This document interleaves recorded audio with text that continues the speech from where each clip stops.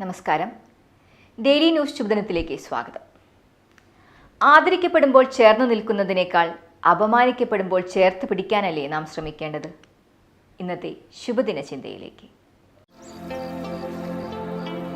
Daily news ശുഭദിനം നിങ്ങൾക്കായി അവതരിപ്പിക്കുന്നത് ജോയ ലൂക്കാസ്. പൊന്നണിഞ്ഞ പ്രഭാതത്തിന്റെ അലകളിൽ നിറയുന്ന പുഞ്ചിരികൾ. അതെ, ഇന്ന് ആഘോഷമാണ്. ജോയ ലൂക്കാസ്, ഓരോ ആഘോഷത്തിന്റെയും ആത്മാവ്. ചക്രവർത്തി അന്ന് പതിവ് പോലെ നഗരം ചുറ്റാനിറങ്ങി. അപ്പോഴാണ് ഒരു കാഴ്ച കണ്ടത്. ഒരു കുട്ടി മണ്ണുകൊണ്ടുണ്ടാക്കിയ കളിപ്പാട്ടങ്ങളുടെ ചെവിയിൽ എന്തോ പറയുന്നു. ചിലതിനെ പൊട്ടിച്ച് വീണ്ടും മണ്ണ് ചേർത്ത് കുഴയ്ക്കുന്നു. കാര്യമന്വേഷിച്ച അദ്ദേഹത്തോട് അവൻ പറഞ്ഞു, ഞാൻ ഇവയോട് ചോദിക്കും, നീ എന്തെങ്കിലും ഈശ്വര മന്ത്രങ്ങൾ ഉരുവിടാറുണ്ടോ? മറുപടിയില്ലെങ്കിൽ പൊട്ടിച്ച് മണ്ണ് ചേർത്ത് വീണ്ടും കുഴയ്ക്കും. അവനോട് താല്പര്യം തോന്നിയ ചക്രവർത്തി അവനെ കൊട്ടാരത്തിൽ താമസിക്കാൻ ക്ഷണിച്ചു.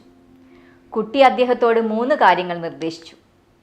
ഞാൻ ഉറങ്ങുമ്പോൾ അങ്ങ് ഉണർന്നിരിക്കണം. ഞാൻ ഭക്ഷണം കഴിക്കുമ്പോൾ അങ്ങ് വിശന്നിരിക്കണം. എനിക്ക് പ്രശ്നങ്ങൾ ഉണ്ടാകുമ്പോൾ മറ്റെല്ലാം മാറ്റിവെച്ച് എൻ്റെ കൂടെ നിൽക്കണം. ചക്രവർത്തി ബുദ്ധിമുട്ടറിയിച്ചപ്പോൾ അവൻ പറഞ്ഞു, അതുകൊണ്ടാണ് ഞാൻ ഈശ്വരനെ മാത്രം അന്വേഷിക്കുന്നത്. ആനന്ദത്തിൽ ഒപ്പമുണ്ടാവുക എന്നതിനേക്കാൾ പ്രധാനമാണ് ഉള്ളുലച്ച് കരയുമ്പോൾ ഒപ്പമുണ്ടാകുക എന്നത്.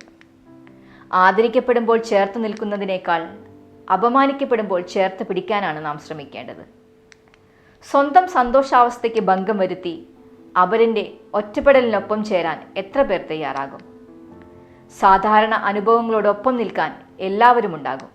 എന്നാൽ വിരുദ്ധാനുഭവങ്ങളോടൊപ്പം ചേർന്ന് നിൽക്കാൻ മനസ്സിൽ അസാധാരണമായ അലിവും ആർദ്രതയും വേണം.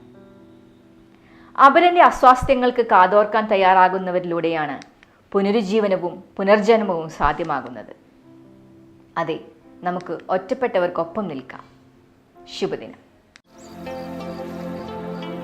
ഡെയിലി ന്യൂസ് ശുഭദിനം നിങ്ങൾക്കായി അവതരിപ്പിക്കുന്നത് ജോയ ലൂക്കാസ്.